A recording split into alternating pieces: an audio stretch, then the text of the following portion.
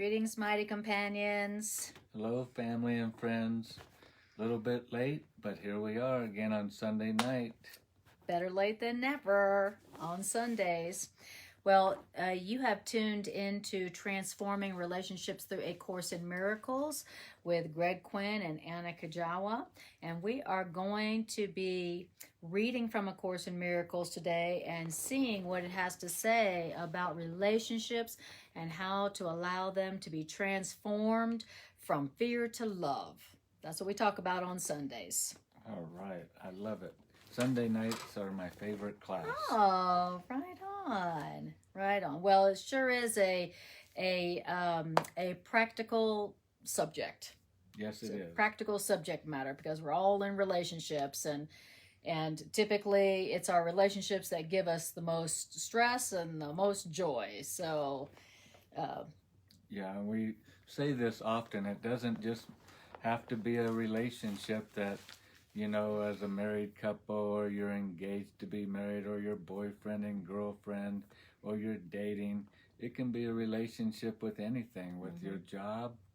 It can be a relationship with your bank account. Your family. With your family members. Your colleagues. Your children, your parents, your cousins, your uncles. Your world.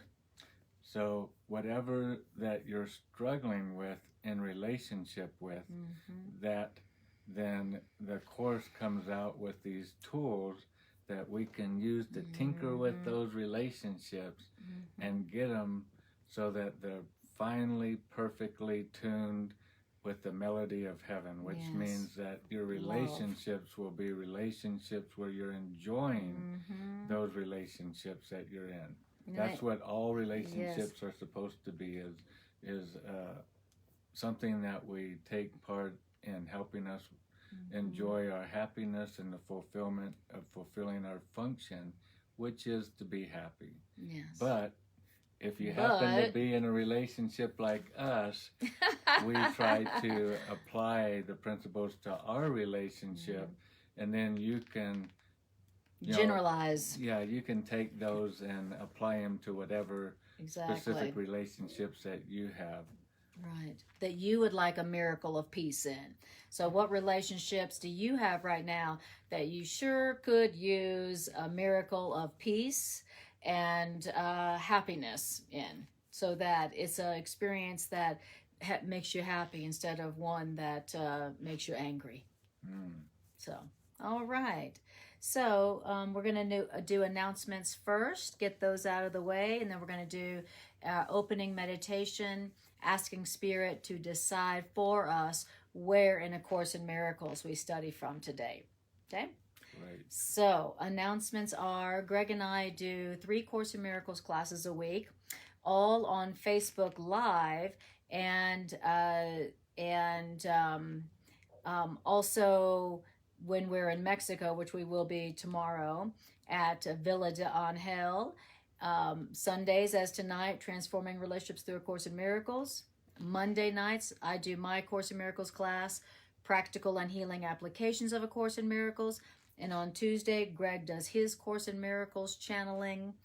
And that's 6 p.m. Central Time, Sunday, Monday, Tuesday. So whatever time it is now, that'll be actually, is it 6 o'clock we do those? It's 6 p.m. Central Time. So that's going to be actually 2 hours sooner than this class is happening right now. So it'll be, I think, 6 o'clock Central is 5 p.m. Mountain Time, and it's 7 p.m. Eastern Time. Right. All right. Wonderful. And if you would like to see more of these Course in Miracles classes in an easier, more organized way, you can go to my YouTube channel, Anna Kujawa, and find all these classes in a very easy to watch way. Beautiful. All righty. Got that out of the way. Well, let's capitalize on your gift of channeling, meditation, and inviting Spirit into our classroom tonight, where we can learn what Spirit would have us know and learn. Beautiful. Thank you. All righty. Let's see what Let's see what Spirit has to say. All right, so if you haven't already, we're going to do an opening meditation. And so if you haven't already, close your eyes and take a breath. Lovely to see you all so far. Lovely to see you all. All right. First, let's bring our minds back from the past and out of the future, and bring our minds back home to the right now. This perfect, precious, powerful moment called now.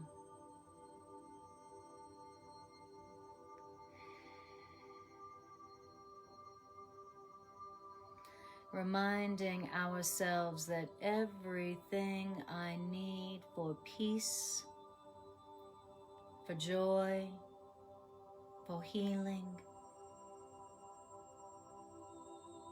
is within me right now.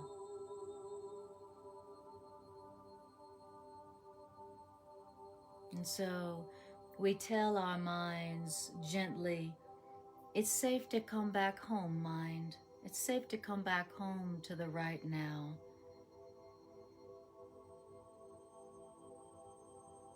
And breathe.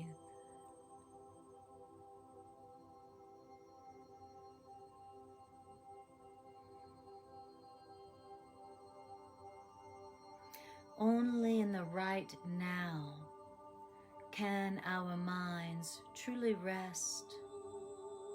Rest in trusting love. And only in the right now can our minds truly open and heal.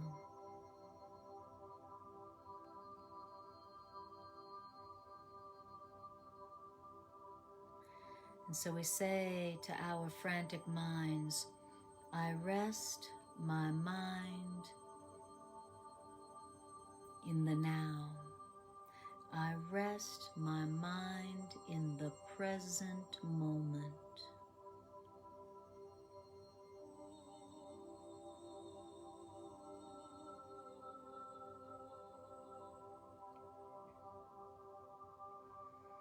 And tell your mind, it's safe for you to rest right now. You need do nothing. You don't need to figure anything out. You don't need to plan right now. You don't need to analyze. You don't need to defend anything. Rest, mind. It's safe to rest now, mind. And breathe.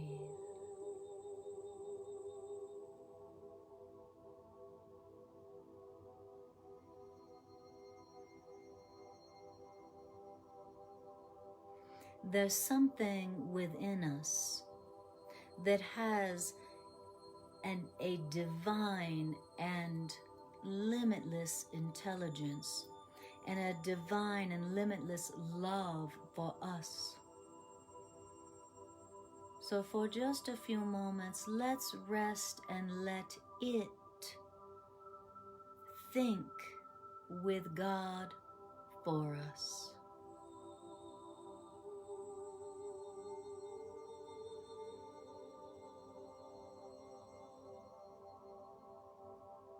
Higher mind, think for us. Divine intelligence within me, decide for us, for what we hear right now.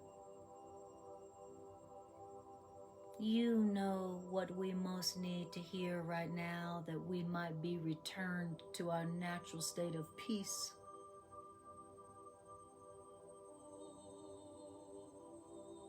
And then we trust your love for us. We trust your infinite wisdom and your infinite love for us. So be you in charge of this time and this healing relationship circle.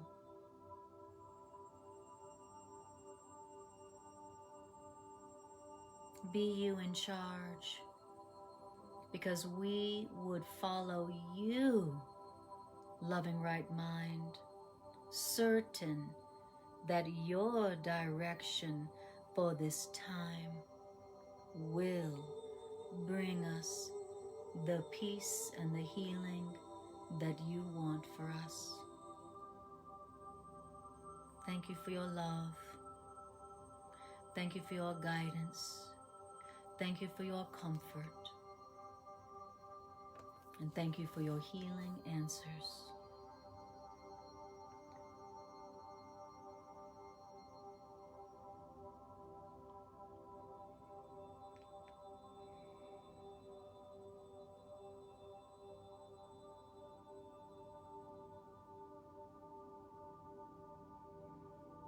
Beautiful.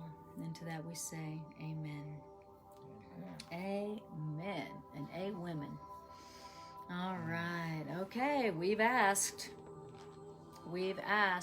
that Spirit be in charge of what we hear from A Course in Miracles. So let's see what happens when that's the application of A Course in Miracles, is to remember to ask. Yes. And that's why both Anna and I love to start out both our shared classes and individual class by applying the most, common thing that the Course in Miracles keeps saying is just remember to ask. Can you remember? Can you remember to do your part? Because if you will remember to do your part, Spirit, our higher loving self, says, I will always be there. I'll never leave you or forsake you. But you have just to ask. because I'm there doesn't mean I can do anything if you're not allowing me to do it. Exactly. If you carry your wallet with you, that's great. But if you never open it up to realize you have money in there to help you get through the day, then you're going to walk around like a broke person all day. That's thinking you're a broke person. Or thinking, or yes, acting. Acting like one, exactly. Your higher mind is so loving that it doesn't impose its answers on you, even if it knows it would bring you peace. That's how loving your higher self is. It has to wait until you ask for another way of looking at it. And so that's, like Greg was saying, one of the key applications and directions of A Course in Miracles is remember to ask. We say to our higher self, decide for love and healing for me. Be you in charge. So that Spirit can go, okay, all right. Because Spirit has to wait for that. So, okay, so here we go. Dun, da, da. We got the random number generator going here. Let's see. Got it on. And it's pink for the heart. Pink for the heart. Yes. And tonight it is going to be Dun, da, da. What have you decided for us? number 4. Wow. All right. Going to the beginning of the book. Back to the And basics. number 4 has 11 sections. 11. My number 11. 11, yeah. 11. 11. All right, and now we're blue, which is turquoise blue, which is the color for me of revelation. So let's see what revelation brings us tonight. All right. So exciting. 4. Again. 44. 411. There's that number. There's our number. We've been getting... Yes. And we're not saying that 44 is our number, but we, for some reason, have been getting 144, 44. 44. I'm beginning to think it's our relationship number. Like you've got the number 11. My number that shows up all the time is 420. And, I'm beginning to think that that's for our relationship, which makes sense. 11, 11, 11, 22, 44. Well, you take me, you are higher loving self, spirit, and God. Oh, that's 4. 4. That's going to be our gang symbol. yeah. What's up, bro? I love gang. I love gang symbol. Gratitude gang. All right. Okay, let's see what it is. All right. Well, what could it be? It is the ego's need to confirm itself. The ego has a desire and a need to confirm itself. Okay, well. Which this week, coming to Colorado, Anna and I have had a lot of emotional stuff going on. Yeah. We've had people getting sick, people dying, leaving their bodies. Just today. That's a better way to say just it today. than dying. Yeah. Yeah, just today. People leaving their bodies. And so we finished our prayer. I wanted to give a shout out to everybody dealing with either personal issues or family and friends that are dealing with trauma like death and sickness. Yeah. Because we believe that what we're going through, we're all going through. Yeah. We all are. We're one mind, and we're all on one learning curve. Yes. And just like the economy is showing signs of sickness and death. And so anyway, the egos need to confirm itself. How appropriate. Yes, absolutely. Beautiful. And we're so happy to have you joining us. Just so happy to see your names in here, Irene and Peter and Daniel, all of you guys. And I forget the other fellow's name. We'll see in a moment. But thank you for joining us and joining our healing circle. It feels so good to be joining with you in this way that is not only healing for us, but also healing for the world. This is how we heal the world. We get together and listen to healing ideas. So good job. Way to love yourself and the world today. Okay, here we go. The ego's need to confirm itself. Only those who have a real, which means lasting, sense of abundance can be truly charitable. So unless you have a real, which means lasting sense of abundance, only then can you be truly charitable. Very interesting. Now, this is quite obvious when you consider the concepts involved. To be able to give anything implies that you can do without it.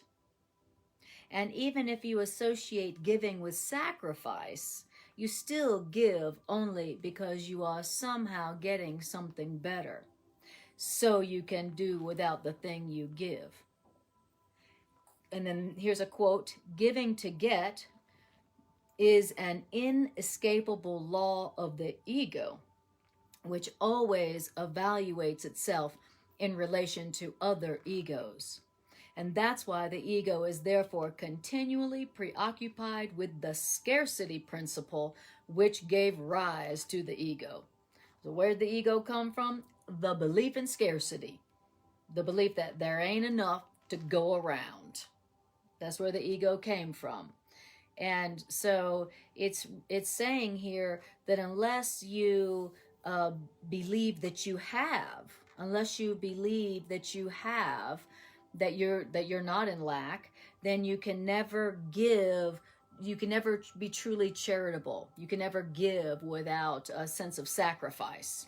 Okay, but if you do have a belief in lack, like I don't have enough, I'm not enough, I don't have enough, then the only time you will give is if you think you're going to get something. You have an agenda. Exactly. And you can't give without a desire to get something in return. If you feel and like you have a lack of something, or if you believe that there is a lack within you. Now, isn't that funny? A lot of our religions believe that, or were taught rather from some of our religious teachings growing up, that the way God is God's lacking. God is lacking. He's lacking what? His children. And so to get his children, he needs to give something, one of his children, in order to get more of his children back. And so the whole concept of the ego is projected outward onto God, that God is a God of lack. A belief in lack. That God doesn't truly give because God's giving because he has an agenda to get something back. Right. Yes. Isn't that silly that the thought that God would give something in order to get something back? Yes. As if God doesn't have everything God wants and needs already. Yeah. So we have believed in the lie called lack, and we've projected that on to God. Now, I love that first line. Only those who have a real and lasting sense of abundance can be truly charitable. So, would you like to have a lasting and which means real sense of abundance? How would that feel? Let's just think about that for a moment. How would that feel where you're like, I know that I have what I need when I need it? That's a real, which means lasting sense of abundance. I know that I live in a friendly, abundant, wealthy universe that has enough for everybody. I know that. Because why? Because the source of the universe, God, is love, which means abundant. And so I'm not worried about not having enough. Now, wouldn't that be amazing to have that kind of sense within you? I feel like that you and I are growing in that sense. Yes. We may not be there yet, but Anna and I have been sharing a lot of our stories this past week with friends and family, telling people how abundantly blessed we are. Seems like at every turning corner, we are experiencing a real deal long season of blessing.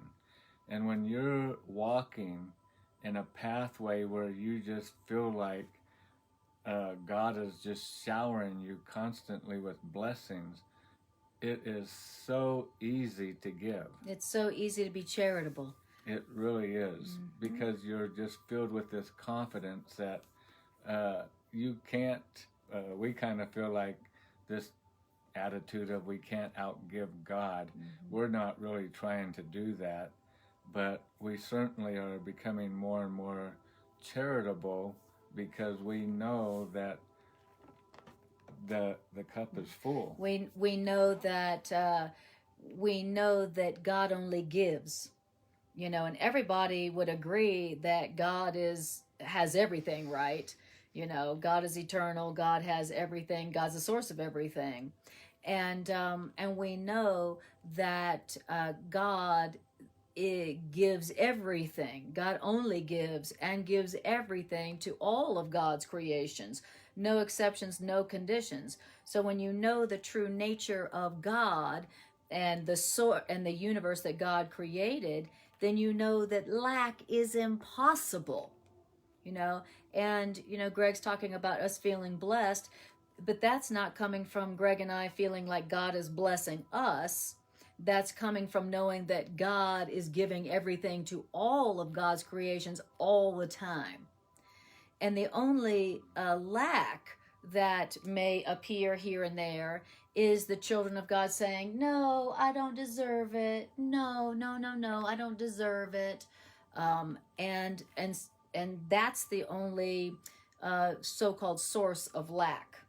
Is the children of God saying no to the universal, never-ending abundance that God's giving to all of its creations.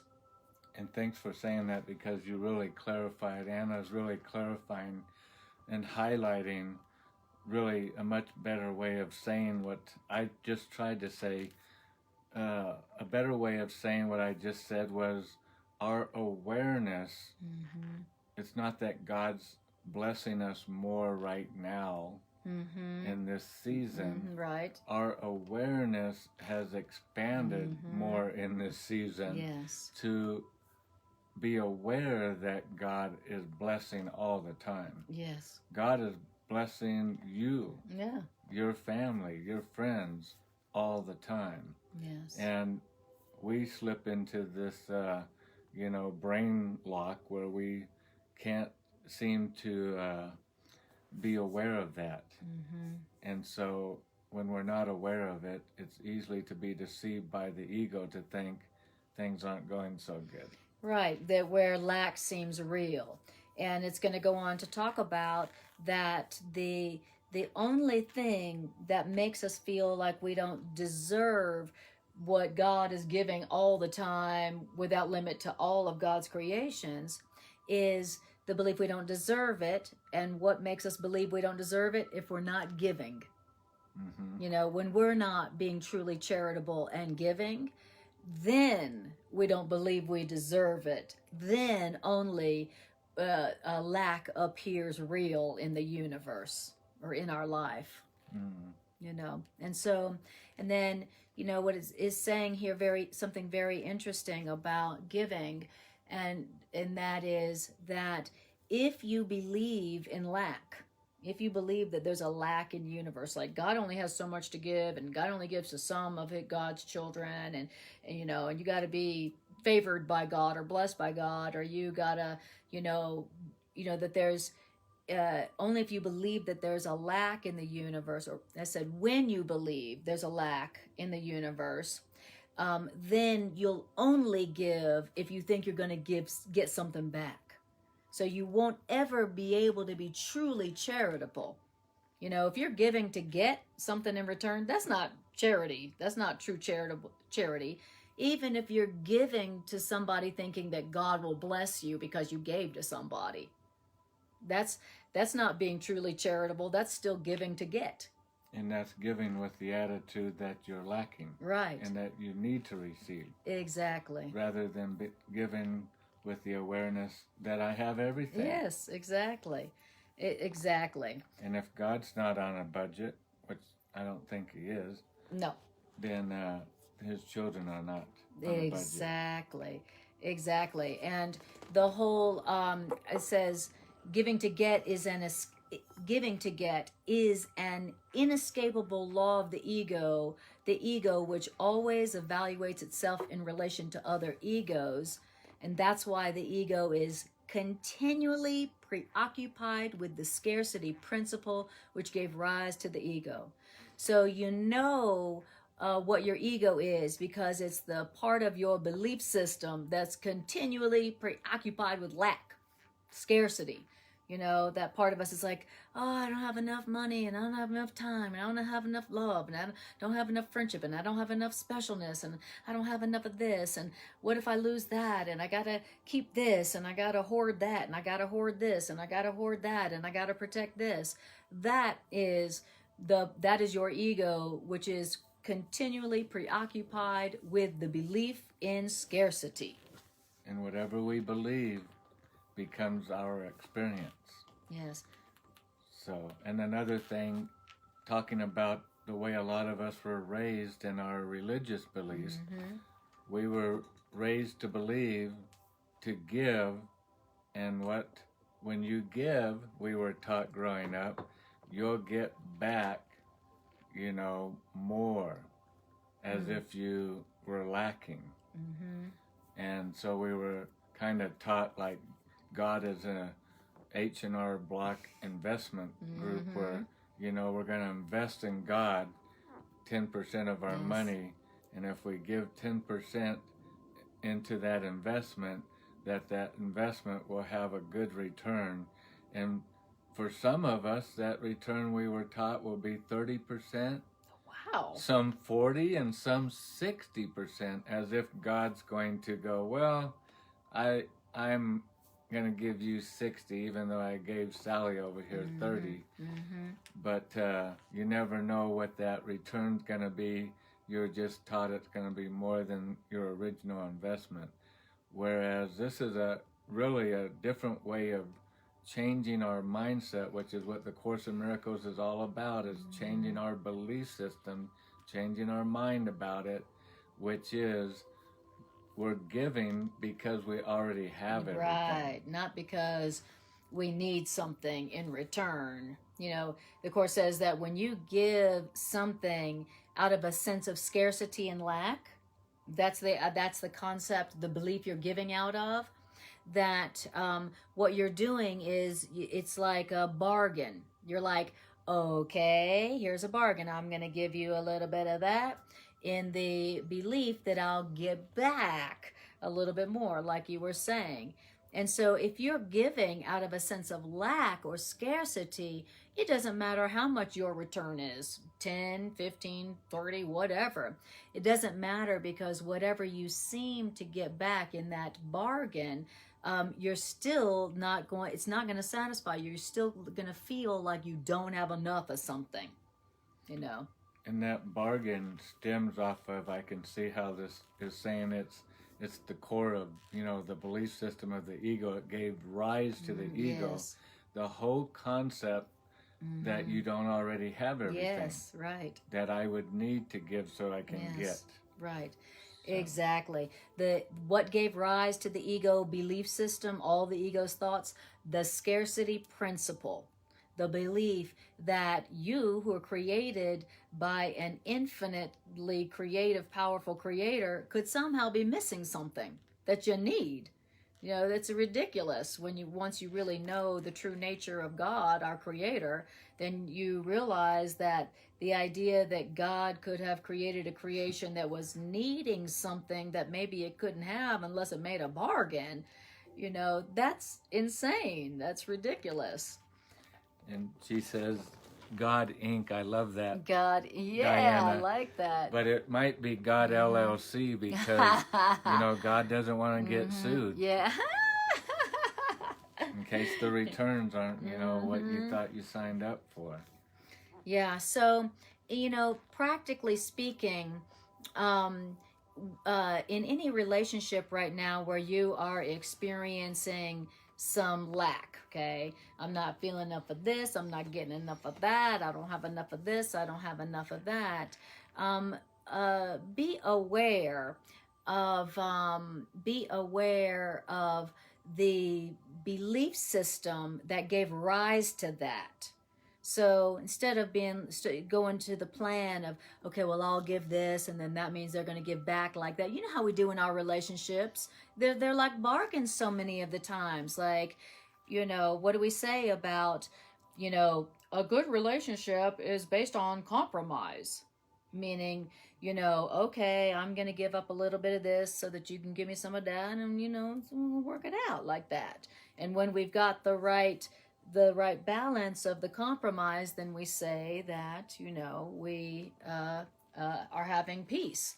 So be aware of the idea that, okay, this feeling of lack, instead of making a plan for what I'm going to give and what I'm going to get back, maybe you want to look at the belief that you don't have enough of whatever it is right now. Look at that belief and go, well, is that even true, that I don't have enough love, that I don't have enough specialness, that they're not giving me enough specialness, enough whatever, enough attention, enough whatever? Look at that belief, in that scarcity belief, and question it before you go to make that plan of what you're going to give so that for what you're going to get back.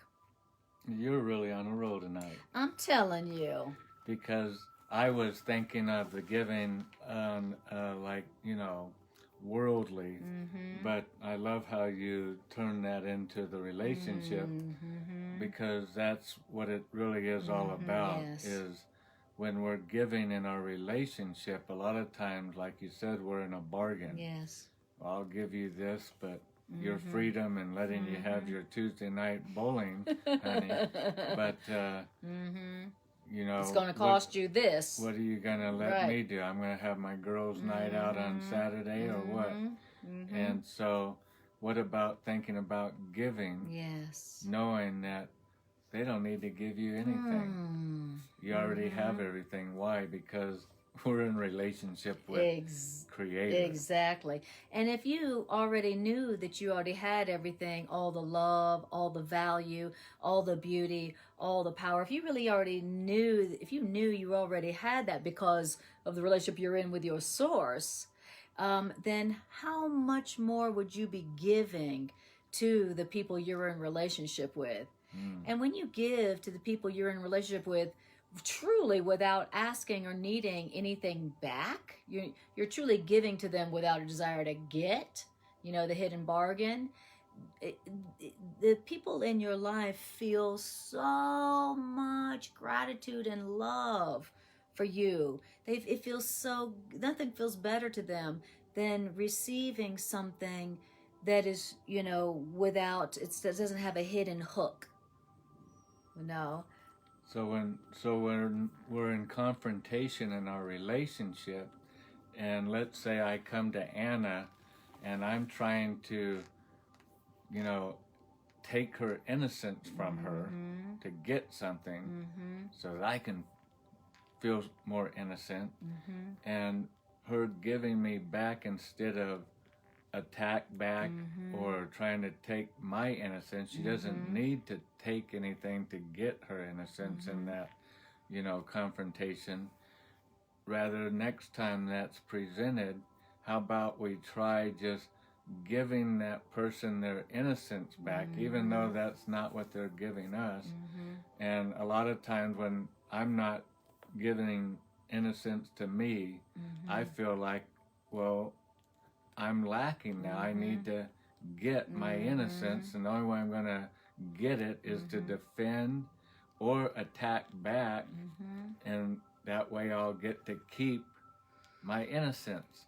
When the Course sounds like the author is telling us, why don't you try this next time, is just give them a demonstration of what you do have. Exactly. Innocence. So give them innocence. Well, how can I give them innocence when they're trying to take my innocence?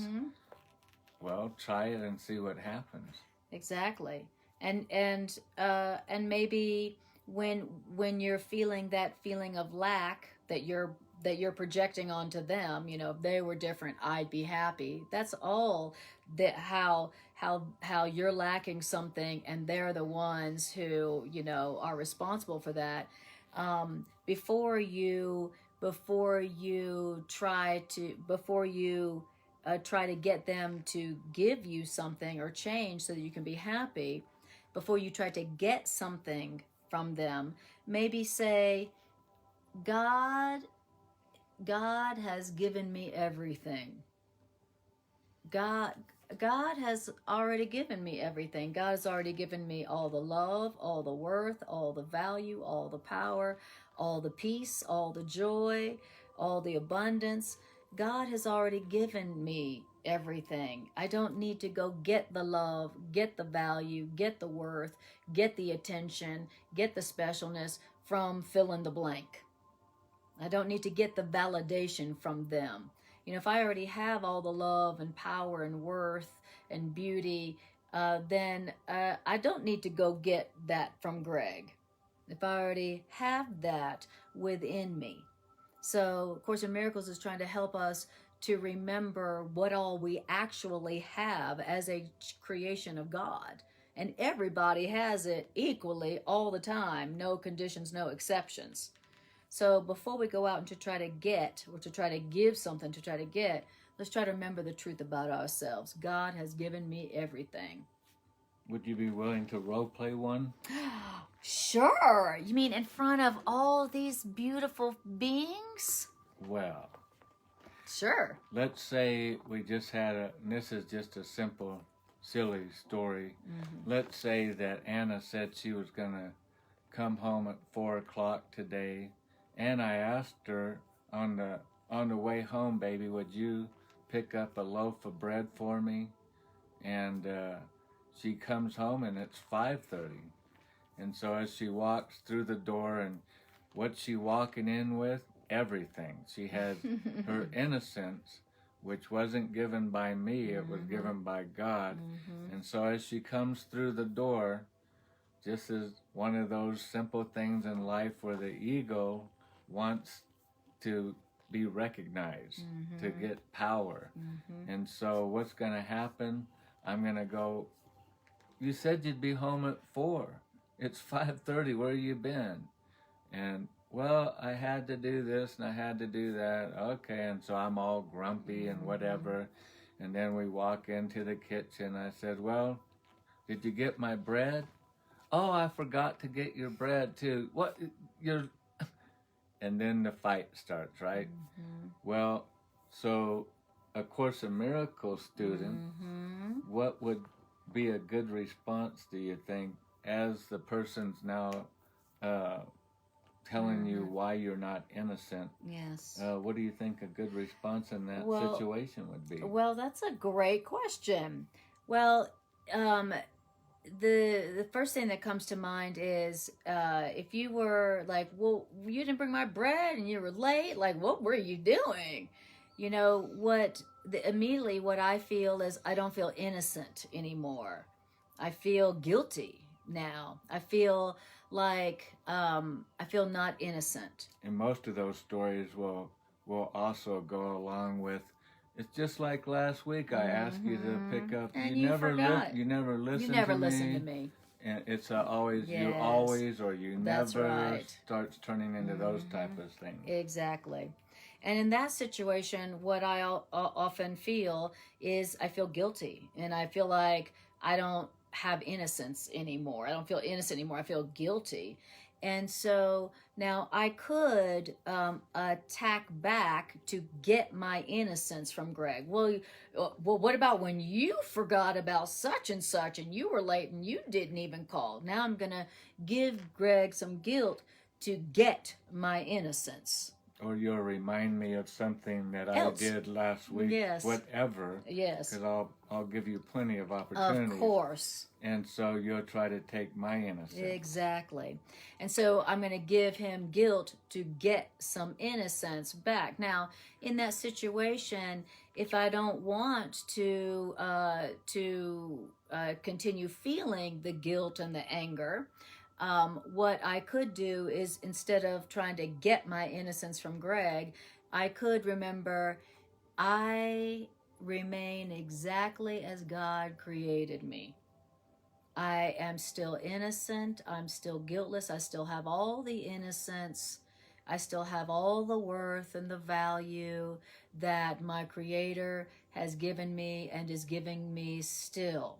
I'm not lacking anything just because Greg is upset with me. I'm not lacking anything. I'm not lacking any innocence. I'm not lacking any value. I'm not lacking any worth just because Greg may not be seeing that right now. I still have all that innocence, all that worth, all that value. I still have all the love. I still have all the love and the peace that my Creator has given me in my creation. And so I don't need to defend myself. I don't need to go get my innocence from Greg. You don't need to get it back from me. Exactly. I don't need to get it. Lost it. Exactly. And that's the ego's trick. It wants you to feel like you lost it, and now you have to give something. And this story might be give attack to get something, your innocence. And so you're saying that you need to remember that you still have all the love and all the innocence. Yes. And it sounds like I'm hearing you say to remember that your Creator gave you. Yes. Not that Greg gave you. Exactly. And so if I was to truly remember that I still have all that my Creator gave me in my creation, and still, now I can be truly charitable to Greg. I could say, I'm so sorry, sweetie. I'm really sorry. I'm, I can imagine how that might be really frustrated, and I'm really sorry. And, what can I do to, how about if I go get some right now? Or what can I do to, to make it better? Now I'm being truly charitable. I'm giving out of a real sense of charity, back to Greg, who, was, in that moment, not in his right mind. Yeah, because when the person's attacking, we have to remember that person is, the truth of the story is they're not feeling innocent. Yeah, they're full of lack. They're believing lack. Greg's feeling lack Yes. that I may not be feeling innocent, and so to feel better, that's how the game's played. That's right. I want somebody else to feel guilty, Yes. and that will make me feel better about myself. Now, if Anna can recognize that as not an attack, but to remind herself, I have everything, and I have everything because it was given to me by my Creator, not by Greg. Right. Then she may be able to quickly also remember by doing that strategy, oh, Greg is not feeling like he has everything. Exactly. And Greg is feeling like he's lacking. And so Greg's calling for some innocence. Yes. And so not to patronize a person or whatever, but to truly be charitable would be to truly give them something that would be helpful. Yes. How can I, like you said, how can I make this better? Yes. And you can joke around, whatever, and go, you know, my strong point isn't remembering bread. Yeah, I'm trying to focus on the road. I'm out there so much. trying to save the world. Sometimes I forget about the bread. Yeah, you know. I just I was just at the hospital all day, so. Yeah, just like I forgot last week when you asked me the same thing. I tend to allow myself to get a lot on my mind and get overwhelmed, and I'm and to offer up some, even though you didn't do anything wrong, some apology at least that they're feeling hurt or not heard or neglected. And just that and alone, for the person to feel acknowledged, a lot of times is enough to put the ego back to sleep. Exactly.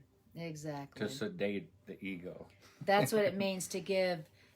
Give out of, to be truly abundant, to give out of a true and lasting sense of abundance, right? When I'm not worried about being lacking in terms of innocence, now I can give to Greg out of a real and lasting sense of abundance within my own self.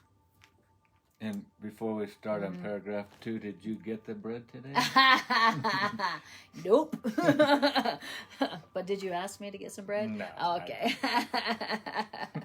But I did get the comb. 2 of them. Oh, see? So see?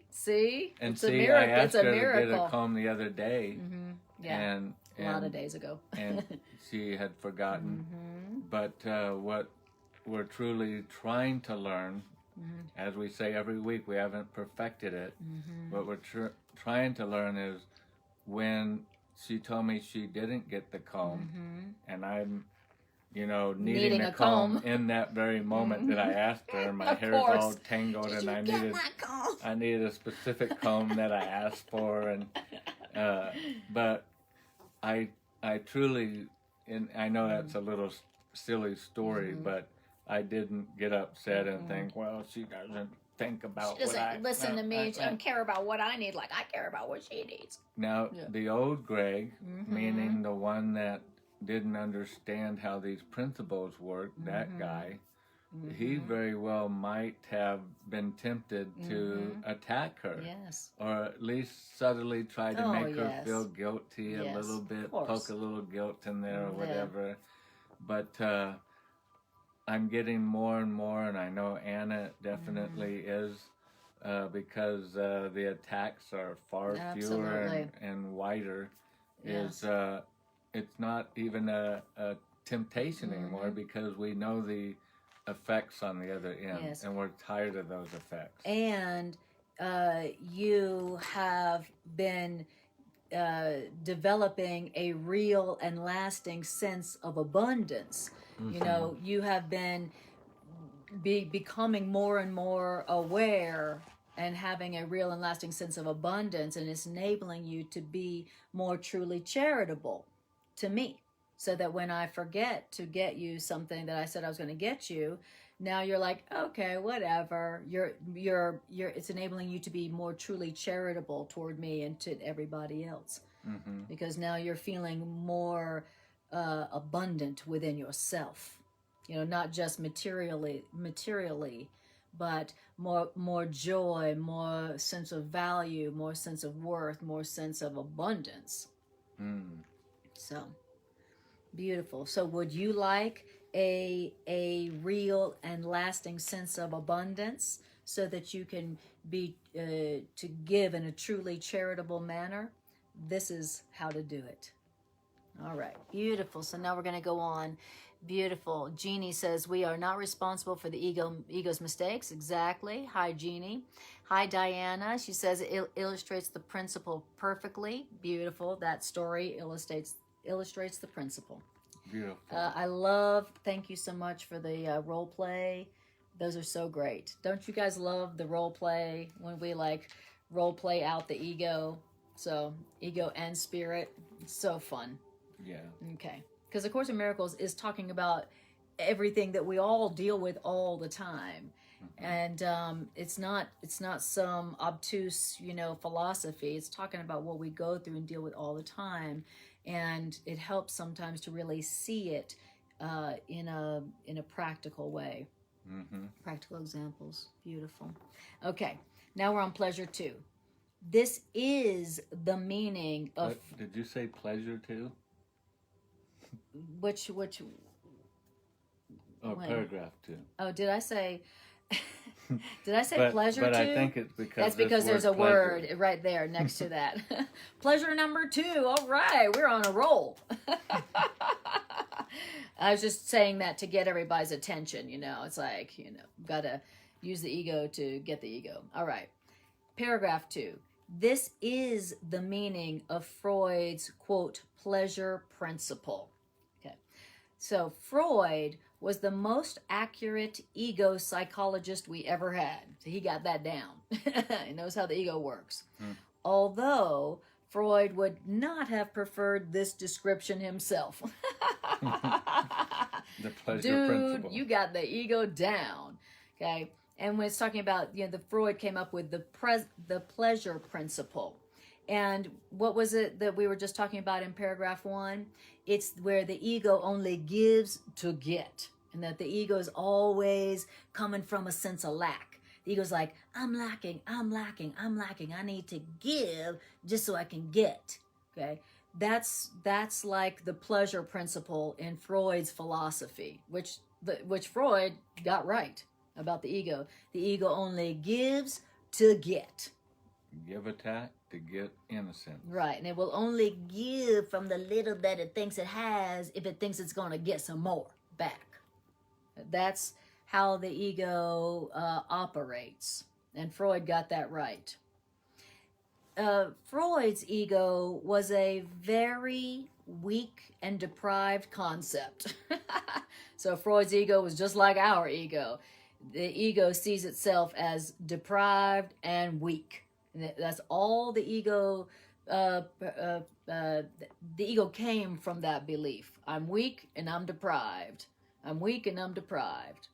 So his ego was very weak and deprived concept like ours. And Freud's ego could function only as a thing in need. Just like our ego. What's the ego? A thing in need. Isn't that a great definition for the ego? A thing in need. The ego's always like, I need this, I need that, I don't have enough of this, need, lack, need, lack. The ego never thinks in terms of anything besides need, lack, and deprivation. That's it. Isn't that good to know about the ego, so we understand the ego better? The so-called reality principle, Freud's principle, of the ego is not real at all. The ego is forced to perceive the so-called reality of other egos because the ego cannot establish the reality of itself. So ego's always trying to make other people's egos real because it's trying to make itself real. That's what the ego's trying to do. It's trying to make itself real. It's like the Pinocchio, you know. It's like, I just want to be I just want to be real. But ego can't make itself real because it's not real. So it's always focusing on other people's egos, making them so-called real to make itself real. That's how the ego works. It says, in fact, the ego's whole perception of other egos as real is only an attempt to convince itself that it is real. So the ego is always, this part of us is always focused on other people's egos. So when I'm attacking you, I'm focused on yes. you needing some innocence. You're focused on my ego. Yeah. Your ego's looking at my ego. Which is your ego. Well, I can't recognize my own ego. Right. But I can recognize yours exactly. by recognizing your need for correction. For some correction. Yes, or guilt. For some innocence. And so I'm projecting that onto you. Yes. Exactly. So this is how our ego operates. And remember, the ego is just a part of our belief about ourselves. And the ego is the belief system that came out of the scarcity principle. So the ego only thinks in terms of scarcity and lack. That's all it sees. That's all it conceives of. And it really wants to have its reality made real, validated, you know. And so like you were saying, it is always focusing on other people's egos. Look at their ego. Look at their ego. Oh my God, look at their ego. Did you see what their ego did? Oh my God, their ego is so stupid. Okay? That's what the ego is all about, because it's trying to convince itself that it's real, even though it's not real. Okay? So the part of me that sees lack, believes I have a lack, believes that there's always scarcity, and is only going to give to other people if I believe I can get back more than what I gave. That's the ego, and it's not who you really are. It's not the real you. It's the fake part of you.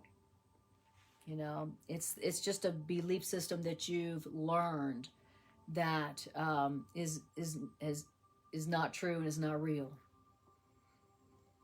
Yeah, because if I believe that I can be lacking, I've been taught growing up that I can be lacking, then that belief is I would look at somebody else outside of me and could not help but to only believe that they are lacking. Right. And try to see if that's real or not by attacking that other person, and then if they take the bait, then I'll feel like, it is, lack is real. Say yes, They're lacking. Exactly. And as long as we believe that we are lacking and that we are deprived of anything, then the relationships that we're going to seek out are going to be relationships with people with whom we feel like we can get what we don't have enough of. You know, and that's why our relationships are often so chaotic and painful and disappointing with a capital D, because what we're looking for relationships for is to give us something that we don't have. And so we're literally forming relationships based on a sense of scarcity and lack. You know, and it's not possible that somebody fill a need that we don't actually really have. And it's not even possible. So truly we're building relationships and forming relationships on an impossibility. Yeah, it's impossible that I have a lack of love, so I got to get it. And then it's impossible that somebody, you know, fill me with love I don't have and me be satisfied. It's an impossibility. And so we form these relationships with impossible goals based on impossible, things that are never true. They can't be true. And then we wonder, why are relationships so hard? Why am I always disappointed in my relationships? Why is there so much pain and chaos in my relationships? That's why. Because they're based on a lack that isn't real. You know, so, and then in paragraph 3, that's why, quote, self-esteem in ego terms means nothing more than that the ego has deluded itself into accepting its reality, and so the ego is therefore temporarily less predatory. Okay, so when we're talking about self-esteem, I'd like to raise my self-esteem. If you're talking about self-esteem in ego terms, then there is no self-esteem in ego terms. You can't, if you're coming from an ego perspective, you'll never feel good enough. You'll never feel like you have enough. You know, you can't be coming from an ego perspective and feel like, oh, I am enough. I have enough. It's so wonderful. I'm so happy. I feel so complete. No, there is no real self-esteem in ego terms at all.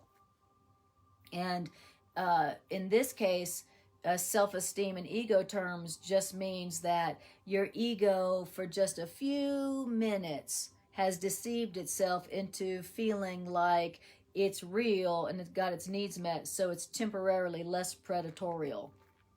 Okay, so in other words, when you're coming from ego perspective, the only time that you feel like I feel good about myself is a moment when your ego is feeling temporarily satisfied. You know, where the ego is not like, I gotta get. I love that term. And so then it's less predatory. Temporarily. It's like, this panther. It's less predatory right now. Yes. And just because the panther has a belly full, of the rabbit that it just ate, does not mean that it is not going to continue to be a hungry predator in about 5 minutes. Or that it's not a predator. Or that's not a predator. It's just less predatory right now. For the moment. It's just the ego has deceived itself into believing that it's good enough, okay, for a moment, right? But boy, that doesn't last. Ego self-esteem doesn't last long, does it? You're like, when I get that job, I'll feel great about myself, and you get that job, and what, you feel great about yourself for what, I don't know, a day, maybe, and then ego goes back to, I got to get this, and now I got to get me some of that, and I got to get me some of this. Now I got to get a promotion. Now I got to get rid of this person. Or when I attacked you for not coming home at the time that we agreed, and you didn't get the loaf of bread, and you took the attack, now my self-esteem as an ego feels stronger and more justified and more real. And so now I'm less predatory.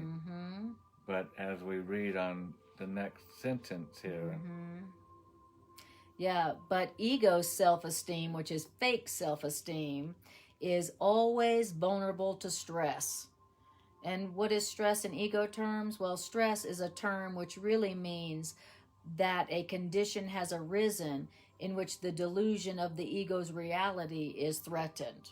So, stress for our egos is where our ego's like, oh, my delusional reality is being threatened. My reality is being threatened. That's when an ego is stressed out. So even though I've attacked over her coming home late and didn't get the bread, I'm less predatory, but the moment that stress comes on me and I have a need to see an opportunity again to attack, I'm going to take advantage of it as far as the ego attributes. Exactly. Yeah, when you're coming from your ego belief system of believing that scarcity and lack is real, you may have a few moments of feeling good about yourself, but it is temporary, and it is very vulnerable to a million other things that are going to happen. you know. So Yeah, when you're coming from that lack perspective, you ain't ever going to feel really real self-esteem. Yeah, just because, like you said, that rabbit the panther ate, great illustration. Just because that attack I gave out, the ego's been fed, doesn't mean it's not going to need to eat anymore tonight. Yes. It's still very vulnerable to stress, and so it can attack again in three more minutes. Exactly. 10 more minutes. We know the drill is is you can have a fight right when you guys come home from work, and then you would think for the ego that would be enough. Absolutely. You think the ego would be satiated, you know, it got its guilt, you know, it ate its guilt rabbit. But no, now the ego's like, when's the next time I'm going to be able to have some guilt? Well, wait a minute, that was just an hour ago, dude. Yeah, you just ate. You just ate some guilt, ego. Come on now. You just ate a full buffet at Rodizio. They just kept bringing you more meat to eat. You didn't get enough? Yeah. See, and that's the thing about the ego. It never gets enough. It can't ever be satisfied. It can't ever feel good enough. It can't ever really have a real and lasting sense of self-esteem or abundance because it can't ever be satisfied because it's an ego. And as long as you are thinking with your ego belief system, you will never feel satisfied. You'll never feel good enough, or you'll never feel like you have enough, no matter how much you get. No matter how much you get with the guilt or the whatever bargain that you made, you know, you'll never experience real self-esteem or a lasting sense of abundance. If you're coming from a belief that you are lacking something, that I need to get my innocence through attacking somebody else. As long as I keep believing that. Of course, none of us, you know, outwardly believe that, but that is an inward belief that the author of A Course in Miracles is trying to pull up so that we can look at it right in front of us. This is your belief system. This is why at the end of the day you're always miserable. Yes. This is why at the end of the day you're always in a bad relationship. Yes, right. This is at the end of the day you're never content and happy and joyful, because this is how you've been practicing. You're getting what you think you need, your innocence, through attack, through giving guilt, through blaming, through shaming. And if you want to try another way, this is the way. Yes, absolutely. And like and piggybacking on what Greg is saying, as long as you feel like you don't have enough love within you, as long as you believe you don't have enough worth or value within you, as long as you don't believe you have enough creative power within you, you will always be feeling disappointed when you're trying to get love and worth and value from another person, and it doesn't work. It doesn't make you feel satisfied. It doesn't make you feel like, oh, I can rest and relax. I'm good enough finally. I'm lovable finally. And so it's that ego belief system that is teaching lack, in not enoughness. That is the problem. Not that person, not that job, not the economy, not the markets. That's not the problem. The problem is that we believe in the lie called lack, you know, and the ego is that lie. The ego is that belief system based on that lie. So there is no real self-esteem in coming from that belief system, and there is no real and lasting sense of abundance while you're still thinking with the ego belief system. Beautiful. I noticed that once again we're wearing the same colors. We have the same color scream. the same color theme once again. Anna with and no I, planning. Just like tonight, we got dressed in 2 different rooms, and for some reason, if you look at our videos, we don't ever get together and go, "What are you wearing, babe?" Never. She's usually in a bathroom, and I'm usually in a bedroom, and we meet up wherever we're doing the broadcast. That's It's funny. so funny. It's so funny. I love it. I love it. That's because Holy Spirit is our director of photography. Holy Spirit's like, go, this is what I want you to wear, and this is what I want your setting to be, and so that's what happens when you're like constantly, Holy Spirit, decide for God for us. Holy Spirit, be you in charge. Holy Spirit, decide for God for us. Be you in charge. Actually, I got like 5 scarves that I bought while we're in town here, and it's funny because now you say that, I'm wearing gray, and then this kind of like a different colored grayish white, and yours is gray, exactly right, with a grayish white. Exactly. But it's part of your shirt, but it looks like almost like you're a wearing a scarf. That is so wild. I love it. See, that's one of the benefit of Holy Spirit being your director of photography and everything else. Beautiful. Diana says, insatiable. Right. It's a cycle of this lack. Yeah, it's like it's under layers. Nice green shade. I love it. Oh, and then we got at least we got some color here. We got some green something or other going on. Hallelujah. Or else my Libra ego would be like, we need some color. Okay. Beautiful. So, it says here, we're in paragraph 3, and again, we're in chapter 4 in the complete and annotated edition. Section 4, chapter 4, section 4, paragraph middle of 3. Yes. Okay. Okay. Then it says, and when your ego feels like its reality is threatened, here's what your ego does. It does one of a few things. It produces either ego deflation or ego inflation. So when your ego feels threatened, it either goes, "Oh, I'm so worthless. I'm a worm. Nobody," or it goes, "Don't you know who I am?" Those are the two ways the ego responds when the ego feels like its reality is threatened.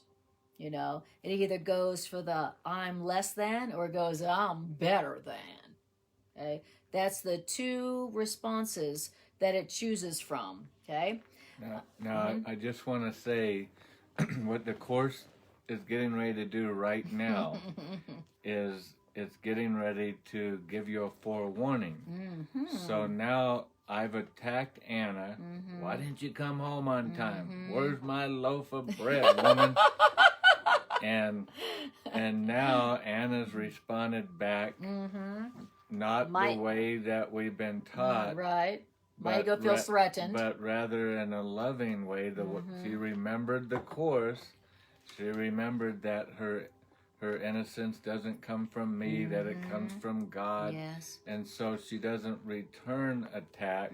And so that's what the Course is talking about. Now the ego feels threatened. Oh, boy. Because my belief system, my ego, was trying to validate its reality. Yeah. Get food. And it can only validate its reality by recognizing the ego in another. Yeah, making my ego seem real. Right, but when she holds up the mirror and doesn't show an ego back to me, I didn't attack back. That's when the ego feels threatened, and the Course is trying to tell you, okay, good job, but now you need to know this is what that ego's going to do now. Exactly. Get ready for this. Because remember, what's the ego? A predator. Right. Which means it's always hungry because it's always trying to get, because it always feels hungry. It always feels lack. And so in that when Greg comes home and his ego is hungry for guilt and gives me guilt, and I didn't give him guilt back, his ego's like... Now it went from hungry to feeling starved. Well, right, exactly. And then what it's saying is that when his ego would feel threatened, then the ego is going to respond one of two ways. It's either going to go, "Why don't you love me? What's wrong? What's wrong with me? Oh, what's wrong with me? I thought you loved me. You love other people more than me, don't you?" Or it's going to respond with inflation. Like, because we're thinking, okay, I did what I'm supposed to. I didn't attack Greg back. right. And so we should be back at Disneyland riding on the fun rides again Exactly. together, Greg right? should be saying, thank you, dear. Yeah. Oh, I love you so much. Thank you so much. Yeah, I attacked you and you didn't take me back. Thank you, baby. Let me take you out to dinner. And I really identify with this resulting in, after it's either going to have deflation or ego inflation, resulting in withdrawal or attack, because my ego usually a lot of times withdraws. Yes. That's what my ego, I notice, does a lot. I withdraw, and now I get depressed, or I don't want to talk to her. I become very quiet.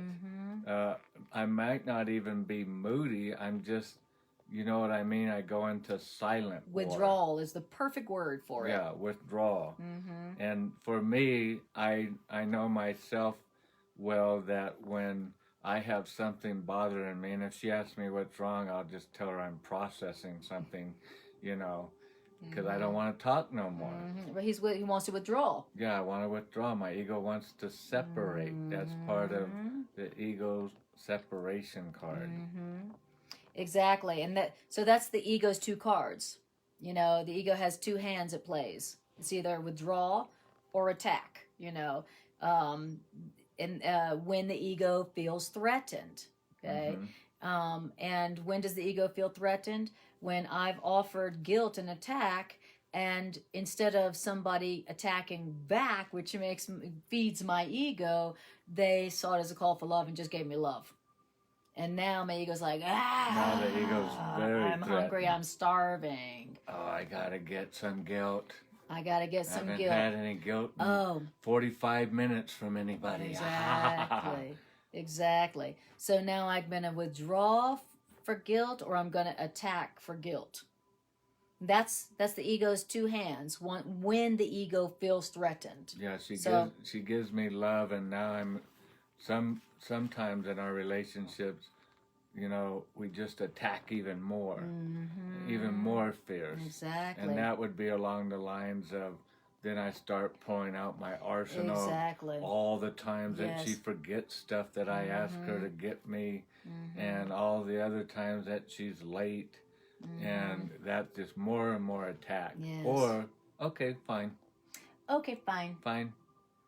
I'm not going to talk to you for 2 days. Yeah. See how you like that. Yeah. I love it. I know none of you have relationships like that. I'm just telling you, you know, my personal. It is true, though. You know, when we're in our ego and we attack somebody with guilt, honestly, if they don't attack back, it makes our feeling of guilt deeper. Now we feel even guiltier. We just attacked somebody and they didn't attack back. You know, our sense of guilt deepens, which makes us even angrier, which means more hungry for guilt. Wouldn't it be neat if Anna and I are always trying to think of really quick remedies, recipes, to remember how to apply the course, because when you're in the thick of it, you know, somebody's attacking you, a lot of times it's hard to remember the applications of A Course in Miracles. It's really easy to remember what we've been taught since we were a child. Yes. And so instinct. I like thinking right now, this is me personally, thinking, you know, next time I'm attacked, if I can visualize like this little demonic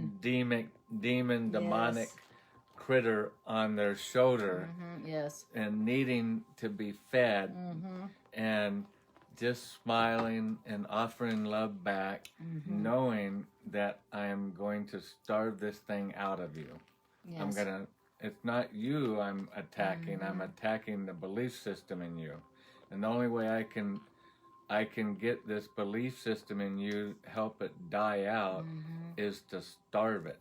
Exactly. You know, they say the best way to get the government to stop controlling our lives is to stop feeding it. Right. And that's the same thing with the ego here, is the Course is just really kindly telling us, stop feeding it and it will die, but know how it works. Right, but know what's going to happen first. It's going to come and it's going to offer you an empty bowl that it wants you to fill up with some little porridge. Put some guilt porridge in my little bowl. And then when you refuse, then it gets angry and mad, and now it's going to demand to be fed. It's not going to ask to be fed. Right. It's going to attack, or it's going to go into retreat, silent mode. I'll show you. I'm not going to talk to you. Silent but deadly.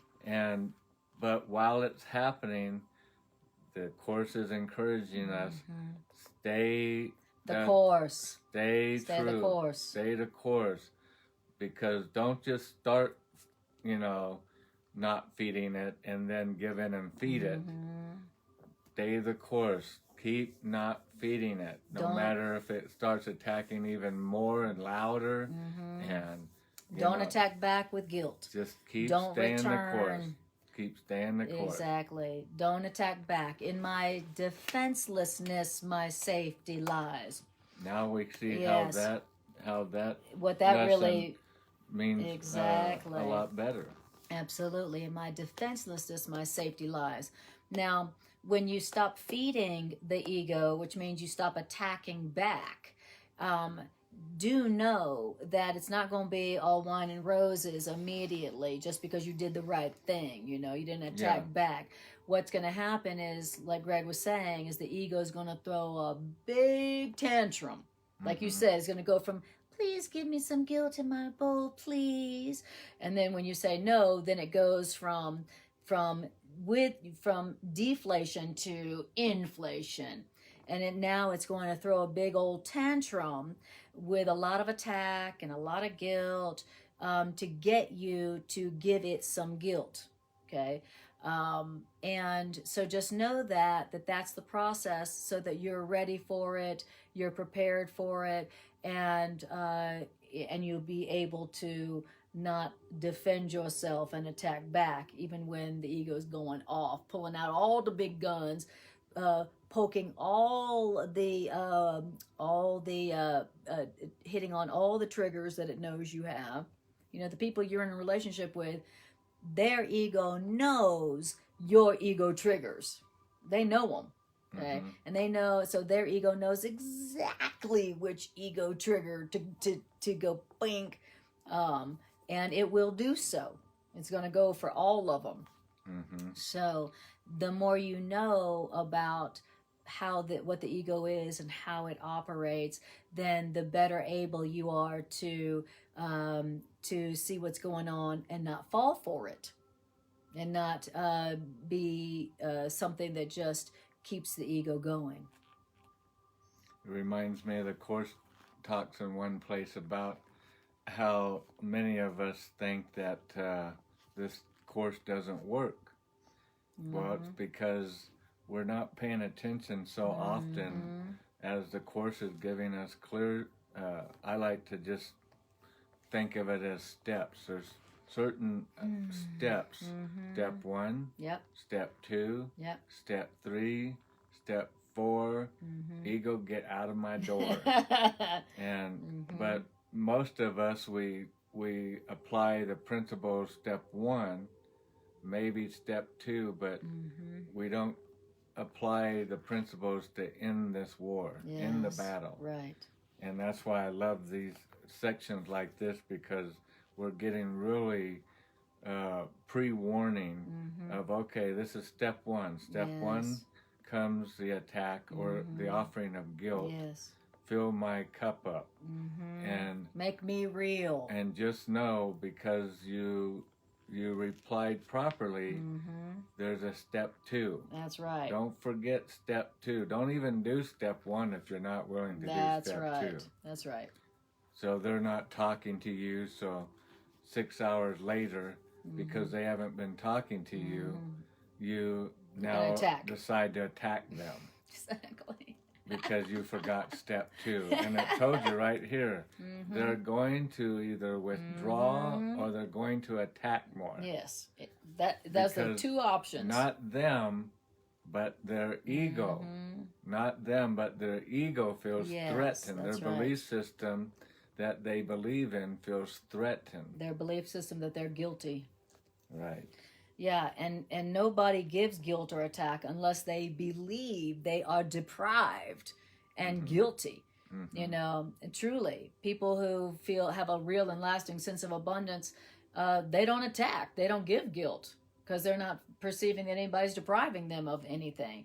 So when somebody attacks you with guilt or whatever, that is somebody who is believing their ego that they are deprived and lacking something.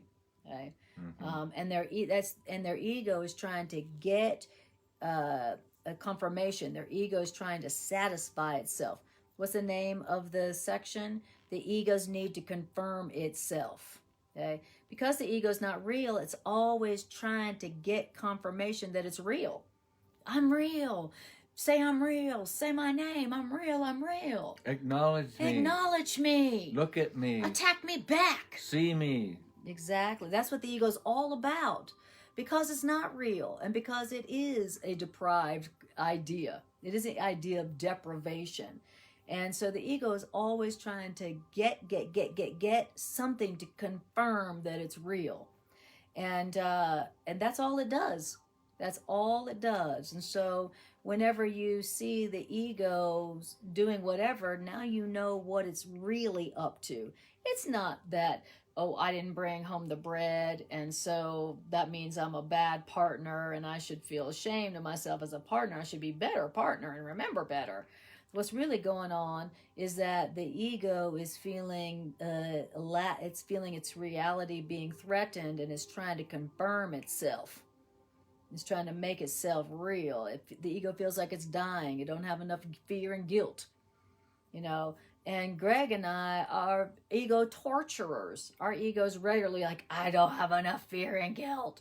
You can just imagine how deprived how much our ego's reality feels threatened. Greg and I study every single day and teach a thought system that's saying the ego ain't real, and that there's no sin and there's no guilt, and you know. And so our ego is like, I'm dying, you know. And so there are days when our ego is so like feeling like it's on, you know, a ventilator. It's ramped up.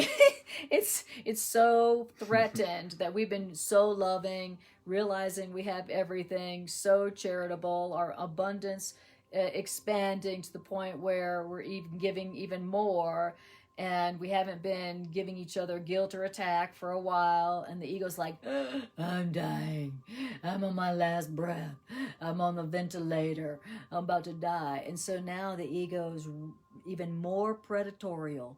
Now the ego is really on the hunt, you know, and so now knowing that when one of us, you know, gives that attack and gives that guilt, the other one could be like, well, yep, the ego's hungry right now. We've had so much peace and abundance and joy and love. It's been so good for so long. Oh yeah, the ego's on the hunt. It's hungry right now. All right, so don't attack back.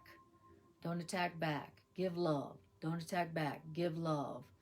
And know that their ego might even get more inflamed. Meaning that when you are giving love, you're giving compassion, you're giving innocence, not guilt. Don't attack back. That you need to expect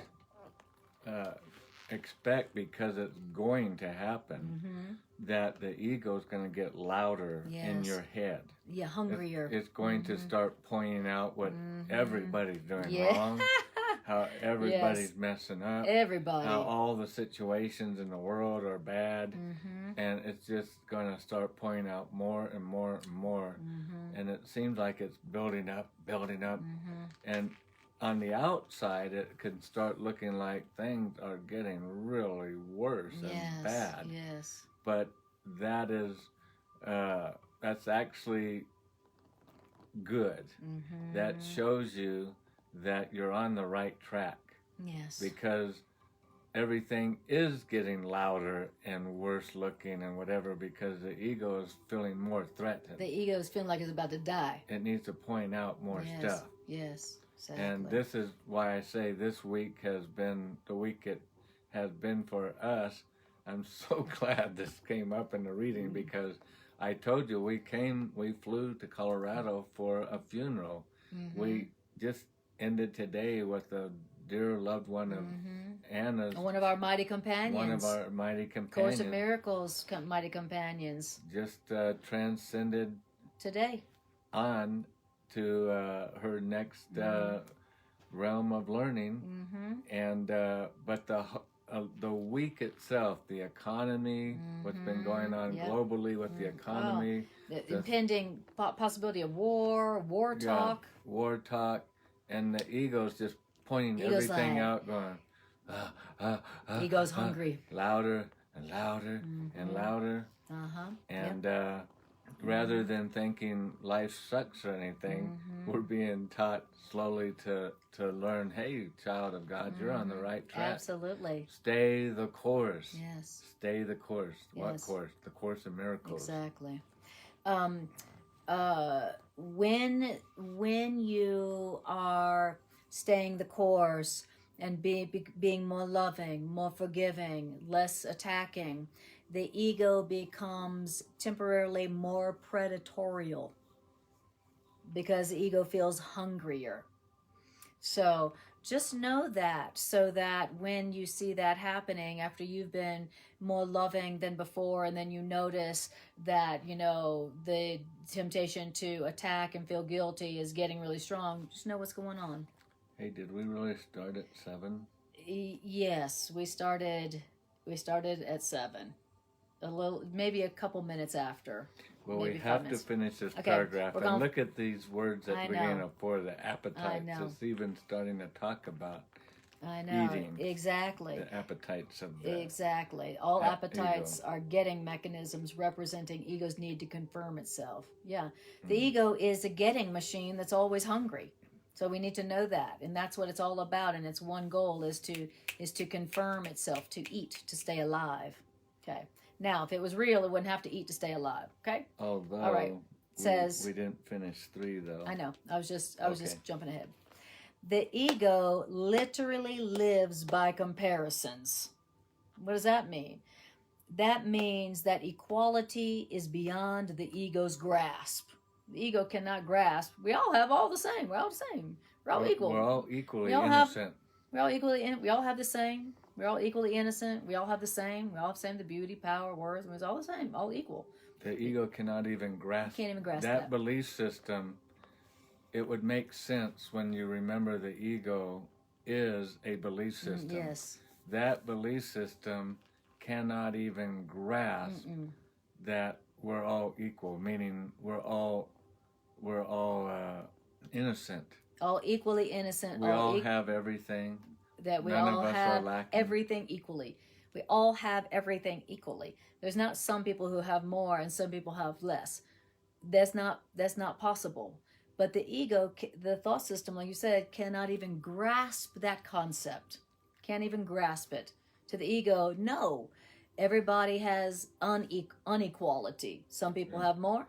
Some people have less. That's the way it is. Some people are innocent, like God, right? And some people are guilty, like the devil. Or some people are guiltless, like children, and some people are not are guilty. Like the person who pissed you off today. Some people have more wealth and beauty and power, and some people have less. Some people have more worth. Some people have less. Actually, the truth is that because we are created by God, who is love, we all have all the same all the time, no exceptions, no conditions. We all have all the love. We all have all the power. We all have eternal life the same. We all have equal innocence, equal guiltlessness, true equality. And our ego belief system cannot even grasp that concept at all. As a matter of fact, that's because the ego cannot even grasp the concept that we all have it all equally, the ego cannot ever be really charitable. The ego cannot be really charitable. The ego never gives out of abundance, ever. The ego never gives. When you're in your ego, you never give out of a true sense of abundance. because the ego was made as a substitute for abundance. What did it say earlier? The ego only gives if it's going to get something in return. The ego only gives to get. Because it needs something. Because it's always needing something. Because it believes it's lacking. And so because the ego believes it's always lacking, it only will give up what it has if it thinks it's going to get something better in return. That's the ego belief system, okay? And it says, and this is why the concept of getting arose in the ego's thought system. That's all the ego's about. All right, so we'll just read that sentence again, and then we'll stop here. And now we're on paragraph 4. All appetites are, quote, getting mechanisms, representing the ego's need to confirm itself. And this is as true of bodily appetites as it is of the so-called, quote, higher ego needs. Like, I need worth, I need love, I need value, I need attention, I need companionship, I need to belong. Those are the higher so-called ego needs. And bodily appetites are not physical in origin, because the ego regards the body as its home, and so the ego does try to satisfy itself through the body.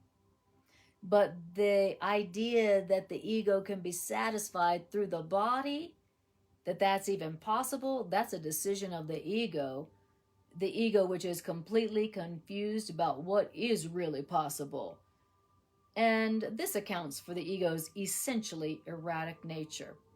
The ego believes that it can be satisfied through the body. If I just get enough body pleasure, if I just get enough money for my body, if I just get enough companions for my body, if I just get enough specialness for my body, if I just have enough, jewelry for my body, then I'll be satisfied. The ego believes that it can be satisfied through the body. And through getting. And through getting something for the body and through the body. That's what the ego believes. And that's why the ego is completely angry and disappointed and erratic and chaotic all the time, because the ego can't be satisfied. But the ego is hungry. It's all about getting, and it's always hungry, and it's always trying to get for the body and through the body. But it can't ever be satisfied. And so when you're trying to get, and you can't ever feel satisfied, what are you going to be? Angry, despair, depression, disappointed, angry. And so the ego is a belief in lack. And so the ego can't be satisfied, but it's always going to be trying to get satisfaction through the body. Wow. So if you are thinking with that belief system, and that's the belief system you are using to see yourself and to see others, then guess what? You will never feel satisfied, ever, no matter how much you have, no matter how much you get for your body, no matter how much companionship, no matter how much money, no matter how much food, no matter how much pleasure. You'll never feel satisfied.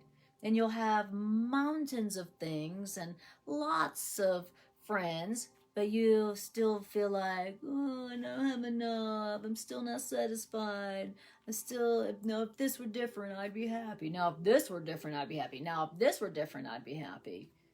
And so what this is teaching us is the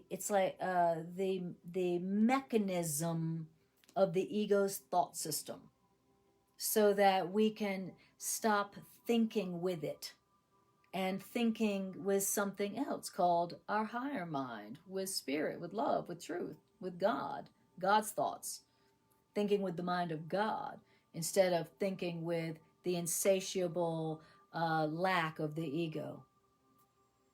It's funny, I feel like, reading tonight that we're on this alien planet. A kingdom that's not our kingdom, a home that's not our home. And on this alien planet, we have the alien inside of us as a belief system.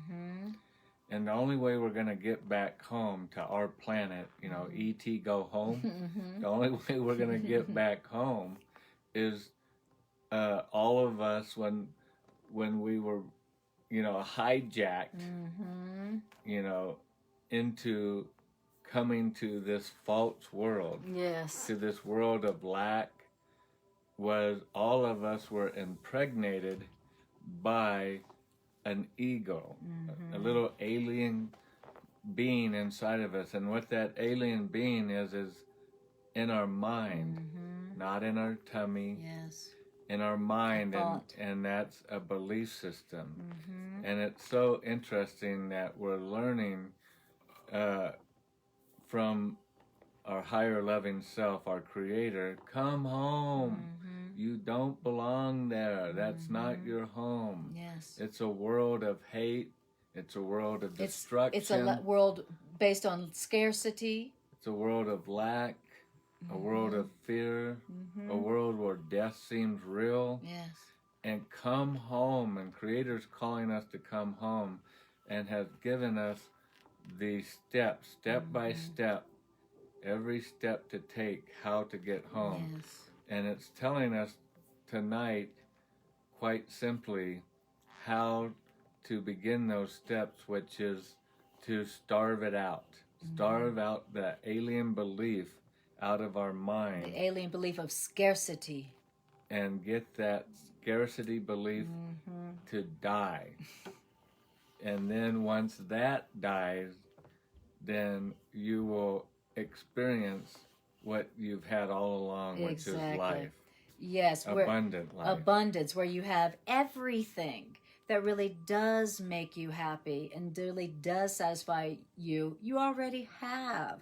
That's the great awakening when you're starving out the belief in scarcity, is you realize, wow, I already have all the love. I don't have to go searching around for love anymore. I don't have to go find the person who can give me the love I don't have. What a waste of time and money and resources and all that and energy. And so, what we're doing here in A Course in Miracles is unlearning the belief system based on scarcity and inequality, and we're learning the truth about how everybody has it all the time, equally, no exception, no condition. And all we need to do is recognize that, remember that, to experience it fully. And as soon as we remember, oh, I was created by an infinitely loving, giving creator who only gives, so I have all the love, all the beauty, all the power that it gives to everything, and I can't lose it. Now we can experience life that is not being driven by need and getting and lack and scarcity and comparison and competition. That life sucks. In that life, you never feel safe enough. You never feel good enough. You never feel like you have enough. You never feel adequate enough, no matter how much stuff you get. And so this is helping us, like Greg says, to come home to the all that we already have right now, that we could be experiencing and experiencing the heavenly abundance that we all have right now. And recognizing it for all of those around us. Yes. So when we see them acting in a way that is obvious that they have forgotten that, then we can act out of a heart of abundance and not attack back. And so that's why the Course tells us over and over, I'm not just saving myself when I come and start attacking Anna over the coming home late in the bread story. She can take us both back home. Yes. Together. That's right. She's not just going to go home by herself. That's right. Because she's going to starve my ego out, and by starving my ego out, it starves her own ego out, which is still her own belief system. That's too. right. We all share the same belief system. Called the ego. It's not that you don't have that belief system in you, or it's not that I don't have it in me. That's the first step to awakening, is to realize, oh, I have that belief system in me. I've been infected. I've been infected. I got the virus. By the ego parasite. I got the virus. Exactly. And the vaccine is the truth. The truth of your true and eternal, everlasting, unending abundance. All the love, all the power, all the worth, all the eternal life. Well, I don't want to lie. I want to say that this class went in like 10 minutes. Yes. Because I could not believe when I looked down. I know. And it was some 8:35 after the hour. I know. That happened the other night in my class too. Some of these classes are a real demonstration to me of collapsing time. Yes. So that's what A Course in Miracles says, that miracles collapse time. That's what it means. You know, when you're having a loving, beautiful, abundant experience of your abundance, it actually collapses time, so that, you know, what was, you know, an hour and a half or whatever seems like 5 minutes. So if you want to save yourself some time, miracles are the way to do it. And miracles are just right thoughts. That's all a miracle is, a true thought. Loving thoughts. When you're not having loving thoughts, when you're miserable, think how slow time goes. Exactly. A miracle is a true thought about your essential and eternal abundance. And an ego thought is a thought that is a scarcity belief. I don't have enough, I'm not enough, and neither are they. Now I got to go get something. Okay. So we love you guys so much. So grateful that you joined our healing circle. So grateful that you added your beautiful, loving, powerful energy to this healing circle that amplifies these ideas that are now going out into the world. So we thank you for joining this circle, and on behalf of the world, thank you. And for those of you that can make it tomorrow night in Ajijic, Mexico, tune into Anna's class. All right. Love you guys. Kisses and hugs.